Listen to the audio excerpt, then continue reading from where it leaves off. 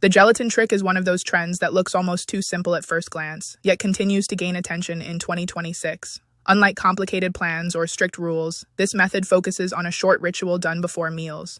The basic idea is mixing a small amount of unflavored gelatin into warm water and drinking it about 10 to 20 minutes before eating. Many people say this creates a sense of structure before meals and helps them approach food with more awareness. Health discussions often describe this as a satiety-focused habit. Gelatin is a protein that changes texture when hydrated, and some users feel that this gentle thickness helps them feel satisfied sooner. It's important to note that the gelatin trick is not described as a cure or a fast solution. Most conversations frame it as a supportive habit that fits into a balanced routine rather than replacing meals or professional advice. If this method caught your attention and you want to explore it in more detail, there's a link in the first comment where you can learn more about how it's commonly used.